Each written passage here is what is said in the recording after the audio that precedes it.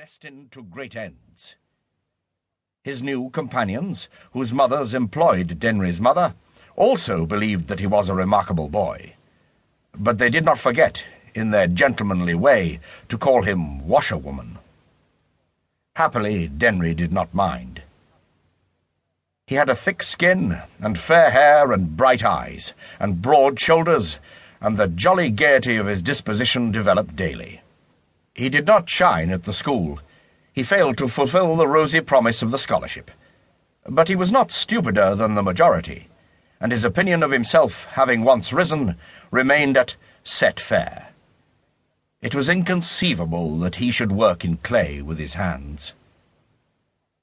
When he was 16, his mother, by operations on 1.5 yards of Brussels point lace, put Mrs. Emery under an obligation.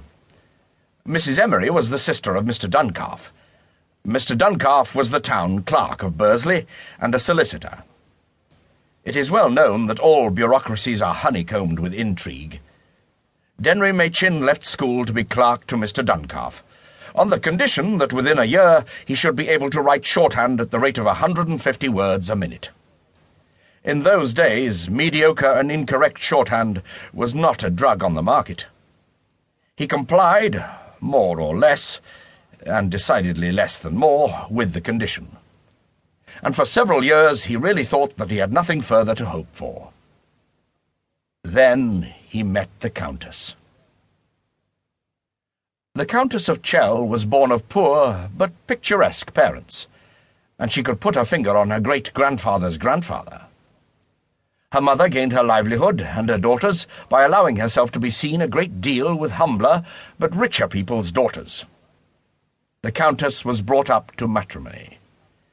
She was aimed and timed to hit a given mark at a given moment.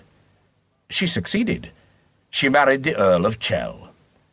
She also married about 20,000 acres in England, about 1/5 of Scotland, a house in Piccadilly, 7 country seats, including Sneyd, a steam yacht, and £500,000 worth of shares in the Midland Railway. She was young and pretty. She had travelled in China and written a book about China.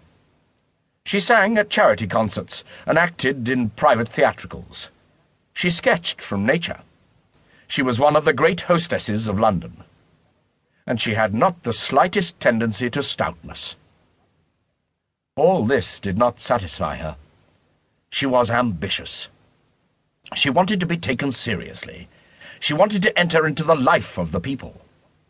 She saw in the 250,000 souls that constitute the Five Towns a unique means to her end, an unrivalled toy.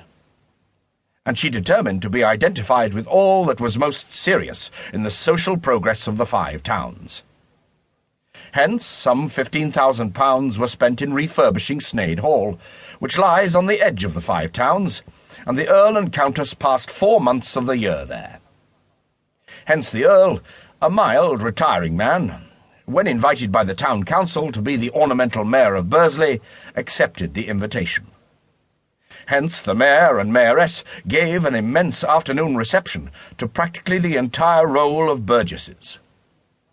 And hence, a little later, the mayoress let it be known that she meant to give a municipal ball.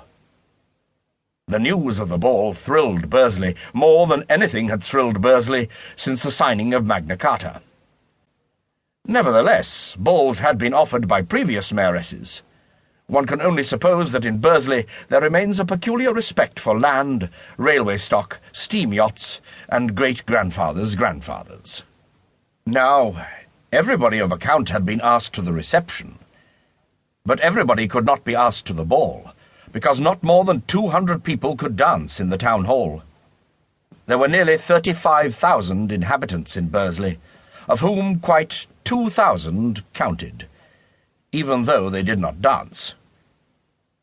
3 weeks and 3 days before the ball, Denry Machin was seated one Monday alone in Mr. Duncalf's private offices in Duck Square, where he carried on his practice as a solicitor, when in stepped a tall and pretty young woman, dressed very smartly, but soberly in dark green. On the desk in front of Denry were several wide sheets of abstract paper, concealed by a copy of that morning's Athletic News. Before Denry could